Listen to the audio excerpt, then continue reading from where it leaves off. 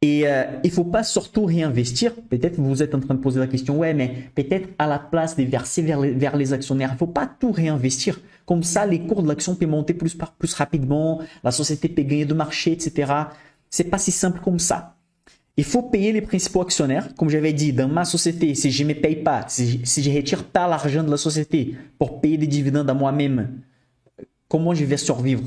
Donc, normalement, même les sociétés qui sont géantes, elles doivent quitter une partie de résultat net pour payer les présidents, les gens qui ont créé la société, les directeurs, les principaux gérants de la société. Et certaines sociétés vont même verser des actions aux employés.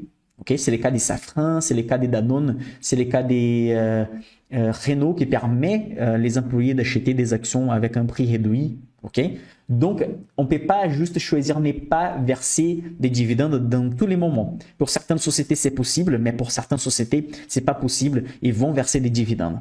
Il y a quelques secteurs aussi qui sont limités. Et il faut pas voir ça dans les mauvais sens. Ils sont limités dans le sens qui faire un réinvestissement massif, ça va pas rapporter de la rentabilité. Je donne toujours un exemple.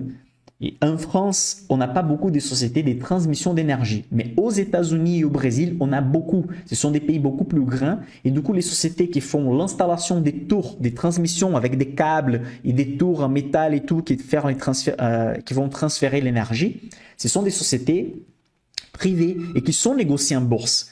Une fois que toutes les tours sont déjà installées, comment ils vont en fait installer les doubles des tours? C'est pas possible. Donc ils vont faire juste en fait la prévention, ils vont réinstaller s'il y a un petit problème et du coup toute la recette qu'ils génèrent à chaque année, parce qu'ils vont louer ces installations, ils vont verser vers les actionnaires. Donc il y a quelques secteurs qui sont limités, ils peuvent pas justement réinvestir. Il y a des autres sociétés qui sont déjà des géantes. Il y a des cas, par exemple, comme des sociétés qui n'ont jamais versé des dividendes et ont commencé à verser récemment, après qu'elles ont une valeur de centaines de milliards. Okay? Diversification des sociétés familiales. Comme j'avais dit, c'est la société familiale où peu de personnes possèdent la tête de la société est managée par peu de personnes. Normalement, ils vont verser des dividendes plus élevés car il faut rémunérer tout le monde de la famille, tout le monde qui est dans la tête de la société. Si la société elle est aussi managée par l'État ou c'est là l'État comme actionnaire, l'État il va vouloir recevoir des dividendes. Les dividendes dans ces cas vont servir à l'État pour les utiliser comme des impôts et donc ils vont simplement dépenser avec des activités qu'ils vont juger intéressantes. Donc normalement les sociétés qui ont l'État comme partenaire vont verser des dividendes aussi. Il y a des autres sociétés qui continuent à avoir des croissances énormes, même en versant des dividendes. Et donc ça, c'est une manière de rémunérer l'actionnaire de double façon. Il y a des sociétés, par exemple, qui vont verser vers les actionnaires juste 15, 20, 30% de résultat net.